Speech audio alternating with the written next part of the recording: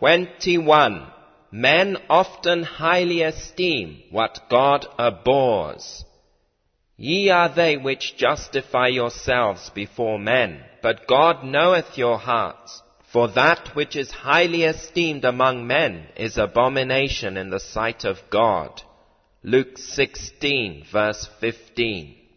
Christ had just spoken the parable of the unjust steward, in which he presented the case of one who unjustly used the property of others entrusted to him for the purpose of laying them under obligation to provide for himself after he was expelled from his trust. Our Lord represents this conduct of the steward as being wise in the sense of forethoughtful and provident for self, a wisdom of the world, void of all morality. He uses the case to illustrate and recommend the using of wealth in such a way as to make friends for ourselves, who, at our death, shall welcome us into everlasting habitations. Then, going deeper, even to the bottom principle that should control us in all our use of wealth, he lays it down that no man can serve both God and mammon. Rich and covetous men who were serving mammon need not suppose they could serve God too at the same time. The service of the one is not to be reconciled with the service of the other. The covetous Pharisees heard all these things, and they derided him, as if they would say, "Indeed, you seem to be very sanctimonious to tell us that we do not serve God acceptably. When has there ever been a tithe of mint that we did not pay?" Those Pharisees did not admit his orthodoxy by any means. They thought they could serve God and mammon both. Let whoever would say they served mammon, they knew they served God also. And they had nothing but scorn for those teachings that showed the inconsistency and absurdity of their worshipping two opposing gods and serving two opposing masters. Our Lord replied to them in the words of our text, "Ye are those who justify yourselves before men, but God knoweth your hearts. For that which is highly esteemed among men is abomination in the sight of God." In pursuing the subject thus presented, I shall show how and why it is that men highly esteem that which God abhors. 1. They have a different rule of judgment. God judges by one rule, they by another. God's rule requires universal benevolence. Their rule is satisfied with any amount of selfishness, so be it sufficiently refined to meet the times. God requires men to devote themselves not to their own interests, but to His interests and those of His great family. He sets up but one great end, the highest glory of His name and kingdom. He asks them to become divinely patriotic, devoting themselves to their Creator and to the good of His creatures. The world adopts an entirely different rule, allowing men to set up their own happiness as their end. It is curious that some pretended philosophers have laid down the same rule, viz., that men should pursue their own happiness supremely and only take care not to infringe on others' happiness too much. Their doctrine allows men to pursue a selfish course, only not in a way to infringe too palpably on others' rights and interests. But God's rule is, seek not thine own. His law is explicit, thou shalt love not thyself, but the Lord thy God with all thy heart. Love is the fulfilling of the law. Charity, this same love, seeketh not her own. This is characteristic of the love which the law of God requires. It does not seek its own. Let no man seek his own, but every man another's. 1 Corinthians 10, verse 24. Look not every man on his own things, but every man also on the things of others. For all seek their own, and not the things which are Jesus Christ's. Philippians 2, verse 4 and 21. To seek their own interests and not Jesus Christ's. Paul regards as an entire departure from the rule of true Christianity. God regards nothing as virtue except devotion to this end. The right end is not one's own, but the general good. Hence God's rule requires virtue, while man's rule at best only restrains vice. All human governments are founded on this principle, as all who study the subject know.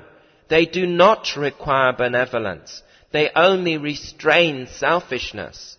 In the foundation principles of our government, it is affirmed that men have certain inalienable rights, one of which is the right to pursue each his own happiness. This is affirmed to be an inalienable right, and is always assumed to be right in itself, provided it does not infringe on others' rights or happiness. But God's rule requires positive benevolence and regards nothing else as virtue except devotion to the highest good. Man's rule condemns nothing, provided man so restrains himself as not to infringe on others' rights. Moral character is as the end sought. It cannot be predicated of muscular action, but must always turn on the end which the mind has in view. Men always really assume and know this. They know that the moral character is really as the end to which man devotes himself.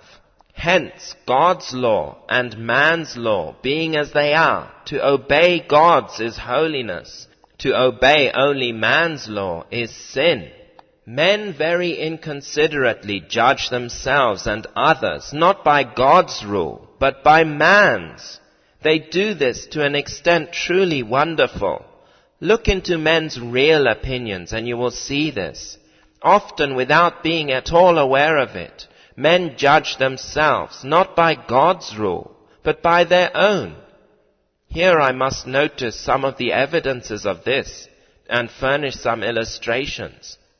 Thus, for example, a mere negative morality is highly esteemed by some men. If a man lives in a community and does no harm, defrauds no man, does not cheat or lie, does no palpable injury to society, transacts his business in a way deemed highly honorable and virtuous, this man stands in high repute according to the standard of the world. But what does all this really amount to? The man is just taking care of himself, that is all. His morality is wholly of this negative form. All you can say of him is, he does no hurt. Yet this morality is often spoken of in a manner which shows that the world highly esteem it. But does God highly esteem it? Nay, but it is abomination in his sight. Again, a religion which is merely negative is often highly esteemed. Men of this religion are careful not to do wrong. But what is doing wrong? It is thought no wrong to neglect the souls of their neighbors. What do they deem wrong? Cheating, lying, stealing.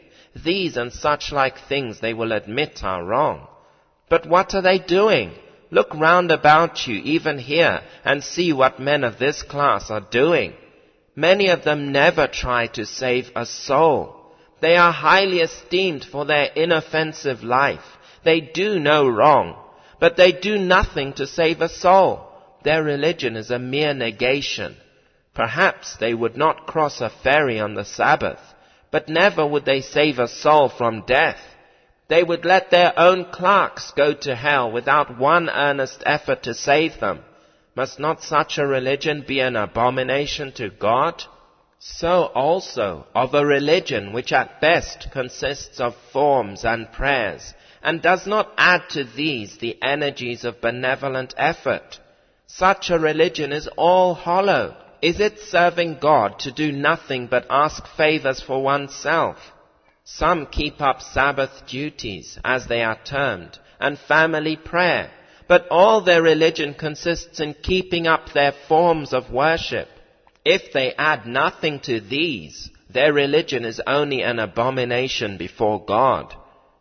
There are still other facts which show that men loosely set up a false standard which they highly esteem, but which God abhors. For example, they will require true religion only of ministers, but no real religion of anybody else. All men agree in requiring that ministers should be really pious. They judge them by the right rule. For example, they require ministers to be benevolent. They must enter upon their profession for the high object of doing good, and not for the mere sake of a living, not for filthy lucre's sake, but for the sake of souls and from disinterested love. Else they will have no confidence in a minister. But turn this over and apply it to businessmen. Do they judge themselves by this rule? Do they judge each other by this rule? Before they will have Christian confidence in a merchant or a mechanic, do they insist that they shall be as much above the greed for gain as a minister should be as willing to give up their time to the sick as a minister, be as ready to forego a better salary for the sake of doing more good as they insist a minister should be? Who does not know that they demand of businessmen no such conditions of Christian character as those which they impose on gospel ministers? Let us see. If a man of business does any service for you, he makes out his bill, and if need be, he collects it.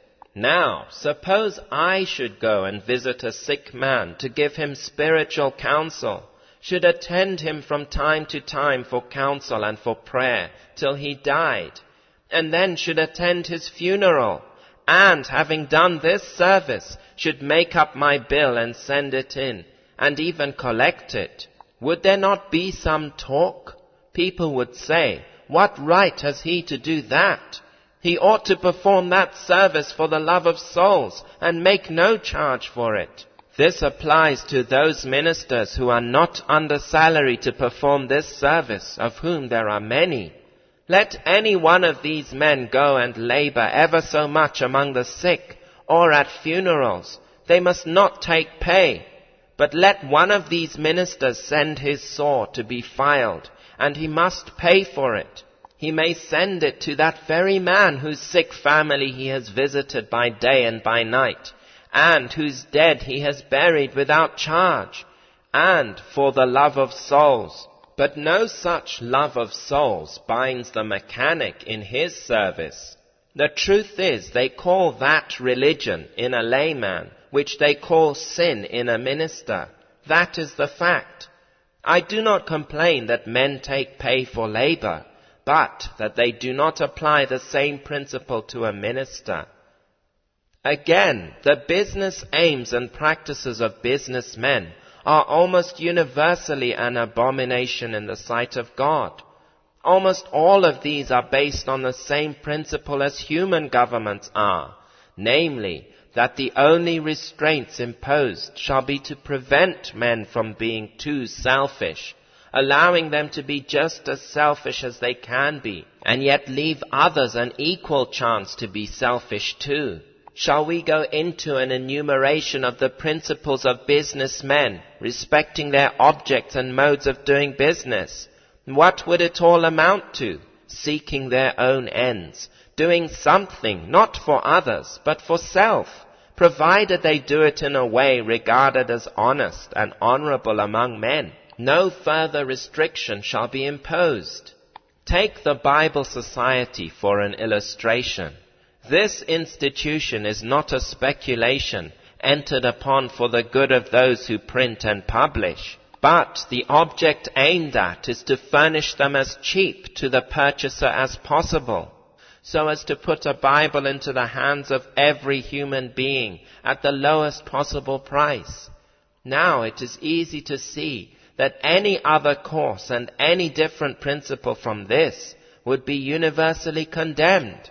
If Bible Society should become merely a speculation, they would cease to be benevolent institutions at all, and to claim this character would bring down on them the curses of men. But all business ought to be done as benevolently as the making of Bibles. Why not? If it be not, can it be a benevolent business? And if not benevolent, How can it have the approval of God? What is a benevolent business? The doing of the utmost good, that which is undertaken for the one only end of doing good, and which simply aims to do the utmost good possible. In just this sense, men should be patriotic, benevolent, should have a single eye to God's glory in all they do, whether they eat or drink, or whatever they may do. Yet, where do you find the man who holds his fellow men practically to this rule as a condition of their being esteemed Christians, viz., that in all their business they should be as benevolent as Bible societies are? What should we say of a Bible society which should enter upon a manifest speculation and should get as much as they can for their Bibles instead of selling at the lowest living price? What would you say of such a Bible society? You would say, horrible hypocrite. I must say the same of every Christian who does the same thing. Ungodly men do not profess any Christian benevolence, so we will not charge this hypocrisy on them, but we will try to get this light before their mind. Now, place a minister directly before your own mind and ask, do you judge yourself as you judge him? Do you say of yourself, I ought to do for others gratuitously all, and whatever I require him to do gratuitously? Do you judge yourself by the same rule by which you judge him? Apply this to all businessmen. No matter what your business is, whether high or low, small or great, filing saws or counting out bank bills, you call the Bible Society benevolent. Do you make your business as much so and as truly so in your ends and aims? If not, why not? What business have you to be less benevolent than those who print, publish and sell Bibles?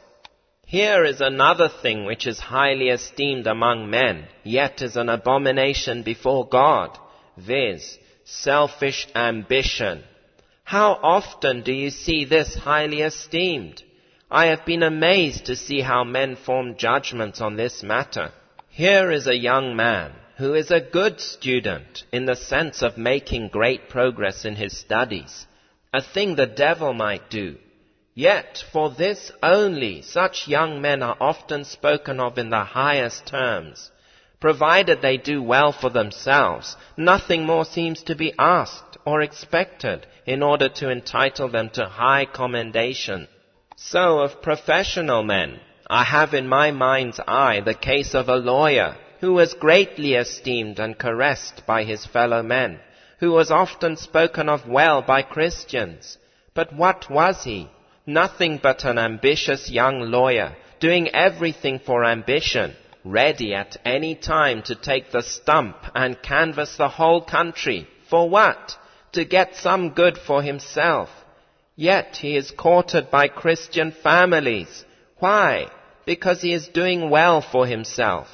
See Daniel Webster. How lauded! I had almost said canonized.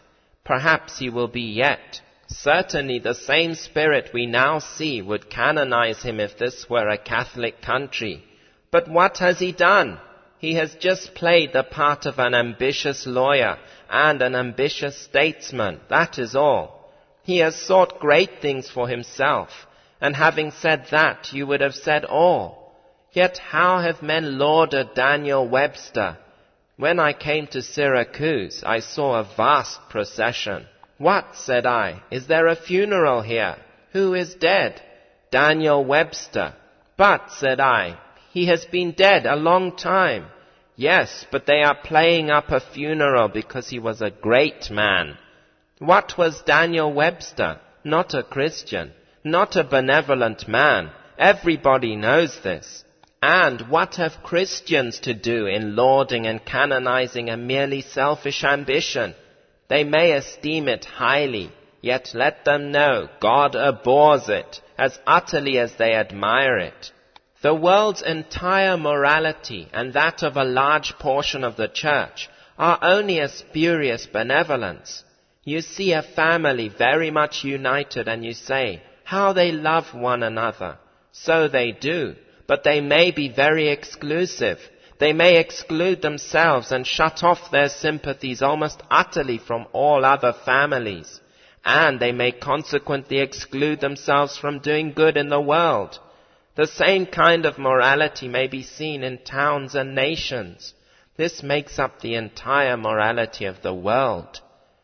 Many have what they call humanity, without any piety, and this is often highly esteemed among men. They pretend to love men, but yet, after all, do no honor to God, nor even aim at it. And in their love of men, they fall below some animals. I doubt whether many men not pious would do what I knew a dog to do. His master wanted to kill him, and for this purpose took him out to the river in a boat and tied a stone about his neck. In the struggle to throw dog and stone overboard together, the boat upset. The man was in the river. The dog, by extra effort, released himself of his weight, and seizing his master by the collar, swam with him to land. Few men would have had humanity enough without piety to have done this. Indeed, men without piety are not often half so kind to each other as animals are. Men are more degraded and more depraved. Animals will make greater sacrifices for each other than the human race do. Go and ask a whaleman what he sees among the whales when they suffer themselves to be murdered to protect a school of their young. Yet many mothers think they do most meritorious things because they take care of their children. But men, as compared with animals, ought to act from higher motives than they. If they do not, they act wickedly, knowing more, having the knowledge of God and of the dying Saviour as their example and rule. They have higher responsibilities than animals can have. Men often make a great virtue of their abolitionism, though it be only of the infidel stamp. But perhaps there is no virtue in this, a whit higher than a mere animal might have. Whoever understands the subject of slavery and is a good man at heart will certainly be an abolitionist. But a man may be an abolitionist without the least virtue. There may not be the least regard for God in his abolitionism, nor even an honest regard to human well-being. He may stand on a principle which would make him a slaveholder himself if his circumstances favored it. Such men certainly do act on slaveholding principles. They develop principles and adopt practices which show that if they had the power, they would enslave the race. They will not believe that a man can be a colonialist and yet be a good man. I am no colonialist, but I know good men who are. Some men not only lord it over the bodies of their fellow men, but over their minds and souls, their opinions and consciences, which is much worse oppression and tyranny than simply to enslave the body. Often there is a bitter and an acrimonious spirit, not by any means the spirit of Christ, for while Christ no doubt condemns the slaveholder, he does not hate him. This biting hatred of evildoers is only malevolence after all, and though men may ever so highly esteem it, God abominates it. On the other hand, many call that piety which has no humanity in it. Whip up their slaves to get money to give to the Bible Society. Touch up the gang. Put on the cat of nine tails. The agent is coming along for money for the Bible Society. Here is piety, so-called, without humanity. I abhor piety which has no humanity with it and in it, as deeply as I condemn its converse, humanity without piety. God loves both piety and humanity. How greatly then must he abhor either, when unnaturally divorced from the other? All those so-called religious efforts which men make, having only self for their end, are an abomination to God. There is a wealthy man who consents to give $200 towards building a splendid church. He thinks this is a very benevolent offering, and it may be highly esteemed among men. But before God approves of it, he will look into the motives of the giver, and so may we if we please. The man, we find, owns a good deal of real estate in the village, which he expects will rise in value on the very day that shall see the church building determined on, enough to put back into his pocket 3 or 4-fold what he pays out. Besides this, he has other motives. He thinks of the increased respectability of having a fine house of God, and himself the best seat in it. And yet further, he has some interest in having good morals sustained in the village, for vice is troublesome to rich men, and withal somewhat dangerous. And then he has an indefinable sort of expectation that this new church and his handsome donation to build it will somehow improve his prospects for heaven. Inasmuch as these are rather dim at best, the improvement, though indefinite, is decidedly an object. Now, if you scan these motives, you will see that from first to last, they are altogether selfish. Of course they are an abomination in God's sight. The motives for getting a popular minister are often of the same sort. The object is not to get a man sent of God, to labor for God and with God, and one with whom the people may labor and pray for souls and for God's kingdom. But the object being something else than this is an abomination before God. The highest forms of the world's morality are only abominations in God's sight. The world has what it calls good husbands, good wives, good children. But what sort of goodness is this? The husband loves his wife and seeks to please her. She also loves and seeks to please him. But do either of them love or seek to please God in these relations? By no means. Nothing can be farther from their thoughts. They never go beyond the narrow circle of self. Take all these human relations in their best earthly form, and you'll find that they never rise above the morality of the lower animals. They fondle and caress each other, and seem to take some interest in the care of their children. So do your domestic fowls, not less and perhaps even more. Often these fowls in your poultry yard go beyond the world's morality in these qualities which the world calls good. Should not human beings have vastly higher ends than these? Can God deem their highly esteemed qualities any other than an abomination, if in fact they are even below the level of the domestic animals? An unsanctified education comes into the same category. A good education is indeed a great good, but if not sanctified, it is all the more odious to God. Yes, let me tell you, if not improved for God, it is only the more odious to him in proportion as you get light on the subject of duty, and sin against that light the more. Those very acquisitions which will give you higher esteem among men will, if unsanctified, make your character more utterly odious before God. You are a polished writer and a beautiful speaker. You stand at the head of the college in these important respects.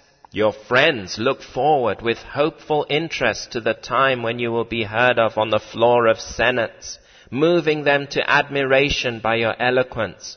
But alas, you have no piety. When we ask, how does God look upon such talents, unsanctified? We are compelled to answer, only as an abomination.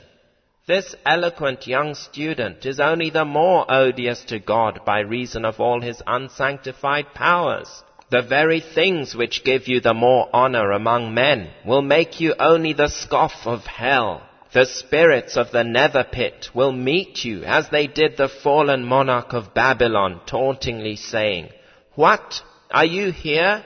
You who could shake kingdoms by your eloquence? Are you brought down to the sides of the pit? You who might have been an angel of light? You who lived in Oberlin? You, a selfish, doomed sinner? away and be out of our company. We have nobody here so guilty and so deeply damned as you. So of all unsanctified talents, beauty, education, accomplishments, all, if unsanctified, are an abomination in the sight of God. All of those things which might make you more useful in the sight of God are, if misused, only the greater abomination in His sight.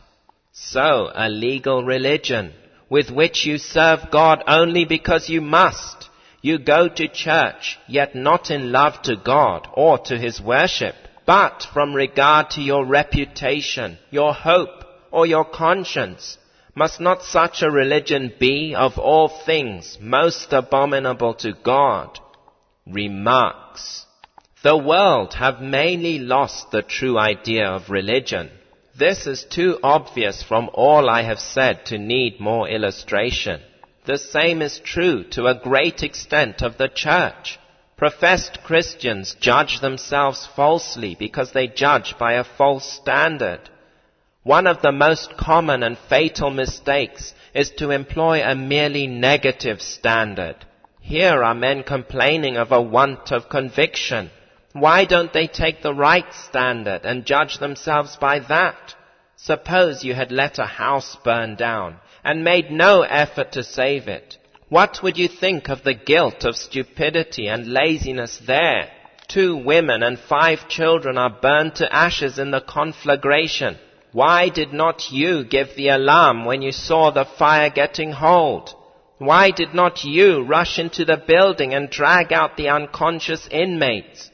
Oh, you felt stupid that morning, just as people talk of being stupid in religion.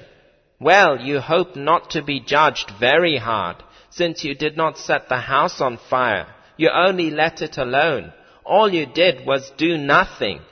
That is all many persons plead as to their religious duties. They do nothing to pluck sinners out of the fire, and they seem to think this is a very estimable religion. Was this the religion of Jesus Christ or of Paul? Is it the religion of real benevolence or of common sense? You see how many persons who have a Christian hope indulge it on merely negative grounds. Often I ask persons how they are getting along in religion. They answer, pretty well, and yet they are doing nothing that is really religious. They are making no effort to save souls, are doing nothing to serve God. What are they doing? Oh, they keep up the forms of prayer. Suppose you should employ a servant and pay him off each week, yet he does nothing all the long day but pray to you. Religion is very intelligible and easily understood. It is a warfare. What is a warrior's service? He devotes himself to the service of his country. If need be, he lays down his life on her altar. He is expected to do this. So a man is to lay down his life on God's altar to be used in life or death as God may please in His service. The things most highly esteemed among men are often the very things God most abhors. Take, for example, the legalist's religion. The more he is bound in conscience and enslaved, by so much the more, usually, does his esteem as a Christian rise. The more earnestly he groans under his bondage to sin, the more truly he has to say, "Reason I hear, her counsels weigh, and all her words approve. Yet still I find it hard to obey, and harder yet to love." By so much the more does the world esteem, and God abhor his religion. The good man, they say, he was all his lifetime subject to bondage. He was in doubts and fears all his life. But why did he not come by faith into that liberty with which Christ makes his people free? A morality based on the most refined selfishness stands in the highest esteem among men. So good a man of the world, they say, almost a saint, yet God must hold him in utter abomination. The good Christian in the world's esteem is never abrupt, never aggressive, yet he is greatly admired. He has a selfish devotion to pleasing men, than which nothing is more admired. I heard of a minister who had not an enemy in the world. He was said to be most like Christ among all men they knew. I thought it strange that a man so like Christ should have no enemies, for Christ, more like himself than any other man can be, had a great many enemies, and very bitter enemies too. Indeed, it is said, if any man will live godly in Christ Jesus, he shall suffer persecution.